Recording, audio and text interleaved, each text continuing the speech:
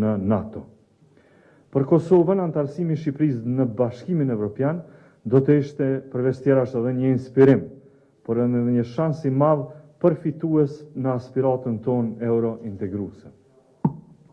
Prandaj, duke falendruar ministrin Hoxha për këtë vizitë në Prishtinë, ju njoftoj se ne patëm rastin që të diskutojmë për një varg çështjesh në interesin tonë të përbashkët. Në këto kohë të paqëndrueshmërive globale, koordinimi mes shteteve tona është një domosdoshmëri jetike. Ne duhet ta promovojmë rolin tonë si faktor i stabilitetit në rajon. Krahas orientimit eurointegrues së shteteve të rajonit, antarësimi në NATO i shumicës së shteteve në rajonin tonë, konkludojmë të gjithë që ka qenë faktori i stabilitetit. Në këtë drejtim, i kërkova ministrit Hoxha mbështetjen e Shqipërisë për aspiratën tonë për një afrim dhe antarësim më të shpërshpejtuar të Kosovës në NATO. Kosova ka ndërtuar dhe po forcon kapacitetet e saj të mbrojtjes në përputhje me standardet e NATO-s dhe është e gatshme të bëhet pjesë e arkitekturës së sigurisë së kësaj aleance, jo vetëm për garantimin e paqes dhe të stabilitetit në rajon, por edhe kudo në botë në mbështetjet vlerave demokratike dhe euroatlantike. Për Kosovën, mbështetja e Shqipërisë në procesin drejt Bashkimit Evropian është shumë e nevojshme, është shumë e rëndësishme. E falenderoj ministrin Hoxha që kjo po ndodh vazhdimisht, por gjithmonë është e mirëpritur edhe një dinamik e re edhe nga ana jonë edhe nga ana e Shqipërisë. Shqipëria po e bën progresin e saj final drejt Bashkimit Evropian, por duhet të kërkojmë së bashku që edhe Kosovës të jepet një mundësi e tillë. Për ne është jetike, është marrja e pyetësorit nga ana e Bashkimit Evropian si dhe hapja e negociatave për antarësim në Bashkimin Evropian. Në një farë mënyrë, Shqipëria krahas avancimit të vet gjithmonë do t'i bie edhe barra që të jetë edhe zëri i Kosovës gjithmonë në këtë proces. Diaspora shqiptare në botë është një aset, është pasurie jona kombëtare, edhe është njëra prej platformave më të rëndësishme të politikës tonë të jashtme. Një pjesë e konsiderueshme e popullit shqiptar të Shqipërisë dhe të Kosovës vazhdon të jetojë jashtë atë vëut. Kosova dhe Shqipëria do të koordinohen më shumë në mbështetje të mërgatës shqiptare kudo nëpër botë. Ne jemi kombi gjuhës dhe kombi kulturës, prandaj mbështetja shtetërore për ruajtjen e identitetit është jetike për të ardhmen tonë kombëtare në dekadat që do të vinë. U zotuam po ashtu që bashkëpunimi ndërqeveritar do të intensifikohet në gjitha drejtimet dhe në gjithë sektorët.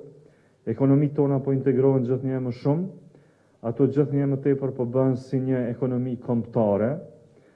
Prandaj vazhdimi i projekteve strategjike siç është ndërtimi i hekurudhës Prishtinë, Gjakov, Shkodër, Durrës është infrastruktura që do t'ja jap një hovë tjetër bashkimit tonë, krahas rrugës së kombit, e cila tashmë ka hyrë në dekadën e dytë. Një kombi i duhet infrastruktura, ashtu që ai të jetë gjithnjë e më i bashkuar, sepse mobiliteti afron njerëz si dhe rrit në njëjtën kohë potencialin për zhvillim. Për te jabetarës, do të shkojmë edhe drejt unifikimit të sistemeve tona arsimore dhe plan programeve shkollore. Shkolla e përbashkët është baza e çdo integrimi tjetër kulturor, ekonomik dhe social. Shkolla do të prodhojë mendësinë e përbashkët shoqërore për të gjithë sektorët që do t'i ndërlidhim gjithnjë e më shumë.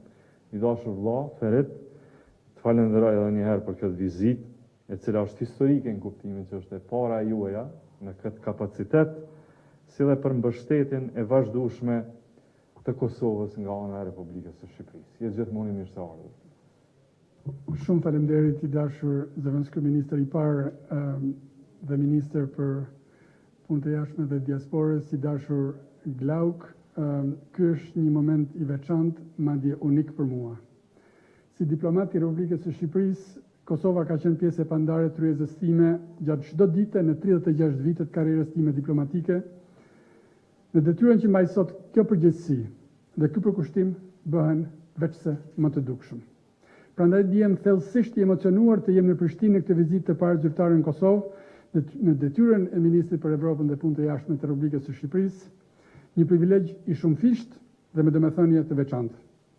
Ishte kuptim plot që homologu i parë që unë prita në Shqipëri pas marrjes së detyrës nuk ishte askush tjetër përveç se vllaut Glauk.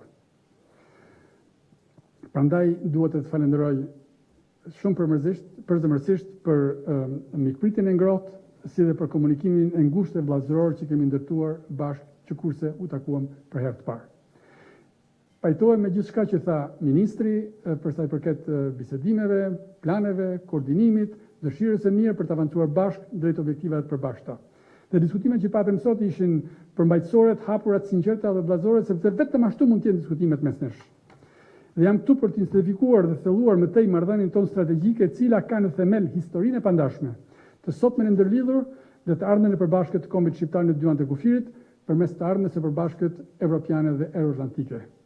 Ky partneritet kërkon kujdes të vazhdueshëm, kërkon përmbajtje konkrete dhe rezultate të prekshme, dhe kjo është arsyeja pse unë isha i paduruar për të ardhur në Kosovë dhe e falenderoj ministrin për kohën që gjeti në këtë periudhë të ngarkuar, të veçantë, e për më tepër në një ditë të diel siç është sot. Ne në Tiranë, në Shqipëri, nuk do ta themi kurrë mjaftueshëm. Kosova është prioritet absolut i politikës sonë të jashtme. Është një dimension i qartë dhe i pandryshueshëm i shtetit shqiptar, i qeverisë shqiptare dhe i shtetit shqiptar. Ajo që ndodh në Kosovë ka rëndësi drejt për drejt për Shqipërinë, në lidhje të ndërsjellë të pandashme, sepse përparimi i Republikës së Kosovës dhe ai i Shqipërisë ecin krah për krah.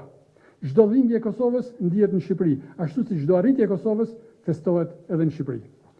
Ram dakord që dinamikat gjeopolitike në rajon dhe në Evropë kërkojnë një intensifikim të mëtejshëm të koordinimit ndërqeveritar dhe diplomatik.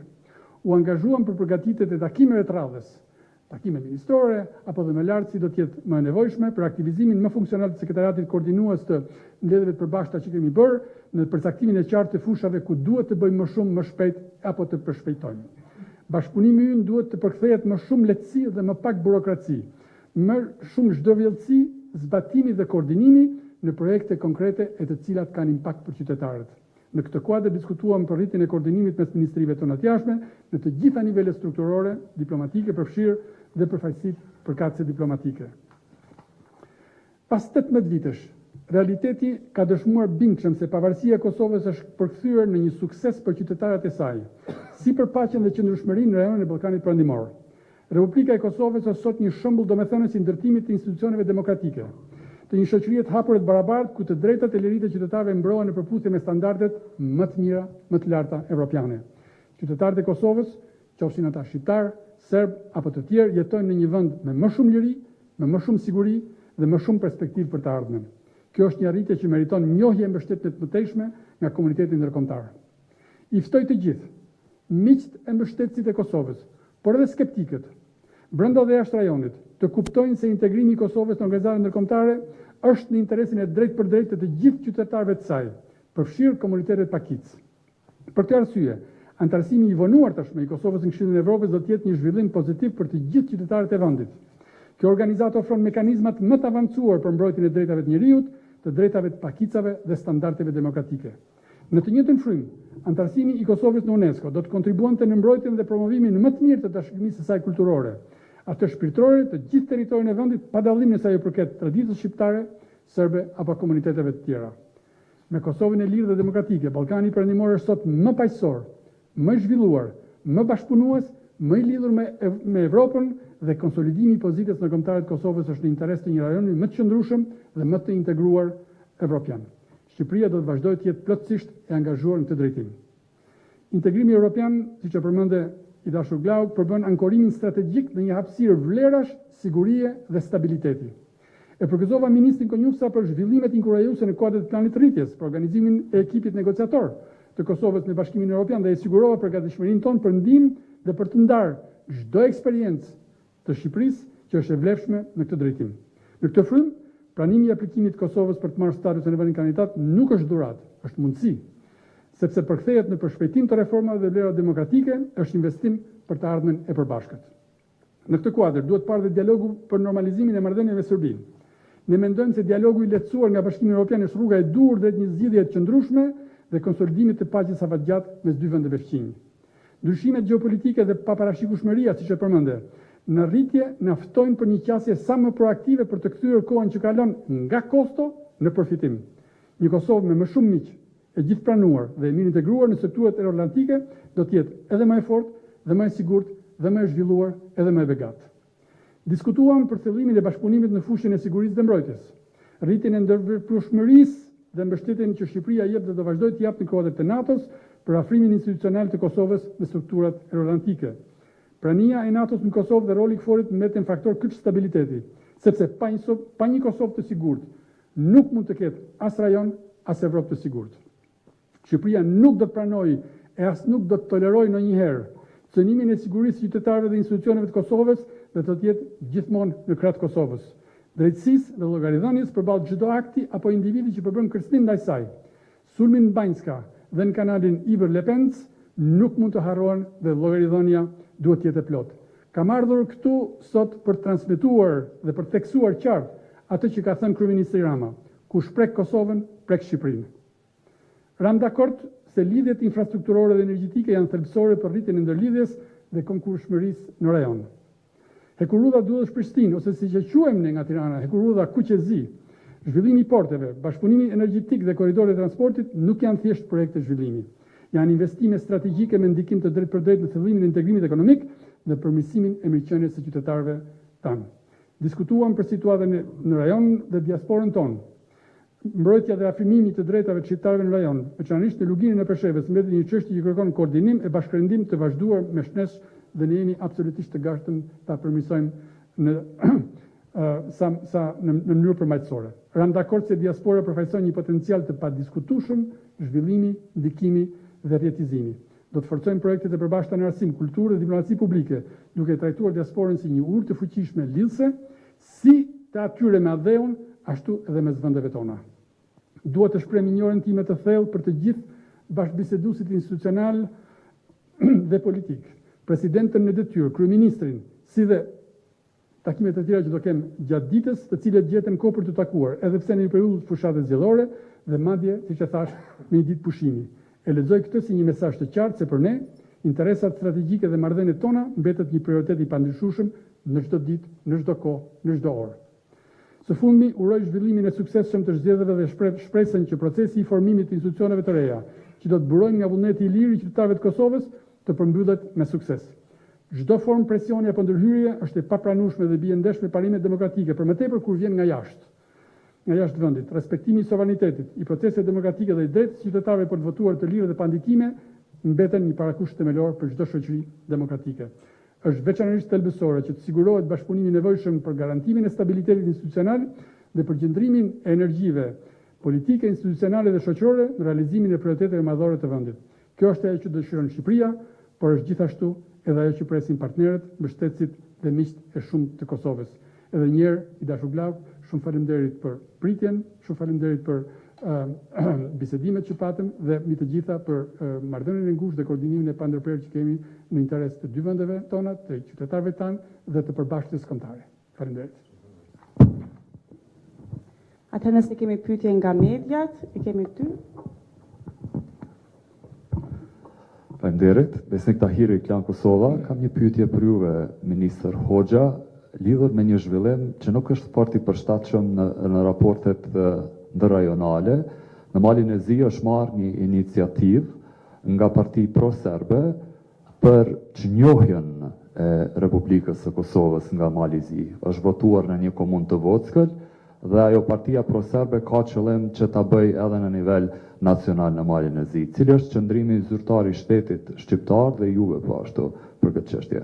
Shumë faleminderit për pyetjen. Unë i kam ndjekur deklarimet e politikantëve të veçantë, të partive politike, apo grupime të ndryshme në rajonin tonë, do ju përmendet vendim Qinj, që kanë artikuluar ide apo kanë bërë thirrje për çnjohje të Kosovës. Nisma të tilla, edhe pse kanë qenë periferike dhe me mbështetje shumë të kufizuar, u bën gjithsesi jehon politikave të një kohe tjetër, të një të kaluare të hidhur dhe të qasjeve veprimeve që prodhuan, siç e dimë, aq shumë mosbesim, ndarje, tensione, pasoja të njohura, të paharruara, dramatike për popujt e rajonit tonë dhe në mënyrë të veçantë për çmimin e lartë që ka paguar Kosova nga këto politika. kushdo që ende nuk e ka kuptuar që Republika e Kosovës është një realitet i pakthyeshëm politik, juridik dhe ndërkombëtar, jeton në një kohë tjetër. Shë ëndra me sy hapur dhe do t'i quaja thjesht somnambul politik. Republika e Kosovës përbën një investim të pashbëshëm, siç e theksova më parë, për paqen, stabilitetin dhe pajtimin në rajon, për ndërtimin e urave të bashkëpunimit dhe të bashkëtesës dhe fqinjësisë së mirë mes popujve, aq e nevojshme në rajonin ton, ku kemi akoma punë për të bërë. Kështu që çdo ide, nismë apo përpjekje për të vënë ndryshim të realitet, përveç se jo realisht shkon në kundërshtim me frymin e bashkëpunimit, me gjithë atë që ne kemi injektuar, me gjithë atë që ka injektuar edhe Kosova dhe Shqipëria dhe Bashkimi Evropian dhe të tërë aleatët dhe partnerët tanë, dhe absolutisht kjo nuk do të tolerohet. Rajoni ynë ka më shumë nevojë për dialog, për besim, për marrëdhënie të fqinjësisë së mirë dhe jo rikthim në narrativa që i përkasin një kohë tjetër dhe që nuk kanë asgjë të përbashkët me Evropën e sotme dhe me të ardhmen tonë të përbashkët evropiane. Ne duhet të nxjerrim mësime nga e kaluara dhe jo ta përsisim të kaluarën. Dhe siç e thash edhe më parë, ato janë nisma periferike, por gjithsesi nuk mund të neglizhohen dhe nuk do t'i neglizhojmë. Unë kam biseduar me autoritetet e Malit të Zi dhe më kanë siguruar që absolutisht në asnjë mënyrë qëndrimi i Malit të Zi si një vend fqinj, si një vend që e ka njohur Kosovën, si një vend që dëshiron marrëdhënie të mira me Kosovën, nuk do të ndikohet nga thirrje të tilla. Në vend të thirrjeve për mohim, rajoni, për përcisë dhe njerë, ka nevojë të ndërtojë ura jo barriera, të forcojmë paqen dhe jo tensionet, që në mbështesin dialogun dhe jo dasit. Ne shqiptarët kemi zgjedhur Bashkimin Evropian, kemi zgjedhur të ardhmen euroatlantike dhe askush, as në rajon, as jashtë, nuk do na bëj të dalim nga kjo rrugë. Faleminderit. Kemi edhe një pyetje. Ideal Gola A2 CNN, pyetje për të dy ministrat, cilët do që ndjeni të përgjigjeni, ndryshe nga vizita e fundit të ish ministres së jashtme të Shqipërisë, Spiro Pali, kësaj radhe nuk u zu fare ngoj një mbledhje përbashkët mes dy qeverive, që në atë kohë la mundësi që mund të organizohet këtë vit, pra një takim që do të jetë përtej nivelit ministrave, pasi takime kemi pasur. A mund të realizohet këtë vit një mbledhje përbashkët mes dy qeverive, apo rrethanat tashmë të krijuara me zgjedhjet kanë bërë që të shtyhet si ide? Faleminderit. Sa i përket mbledhjes së qeverive, mendoj që të dy shtetet tona janë pro kësaj ideje. Çështja vetme që ka mbetur janë zgjedhjet në Kosovë që ishin goxha nëse për dikë të parashikueshme, për dikë të paparashikueshme, meqense se më shumë më duket kishte njerëz që kishin optimizmin që do ta gjenim në një zgjidhje për këtë krizën në për cilën kaluan institucionet, mirë po me që ajo nuk u gjetë zgjedhjet u caktuan pikërisht në qershor. E qershori ka pas qenë si një farë lloj ideje për në atë kohë, nëse po flisni për vizitën e zonës Spiro Pali. Tash kjo nuk duhet të humbet si ide, mirë po me siguri që do ta shtyjem në momentin që kryhet krejt procedura e legjitimimit të institucioneve të reja, të legislaturës së re.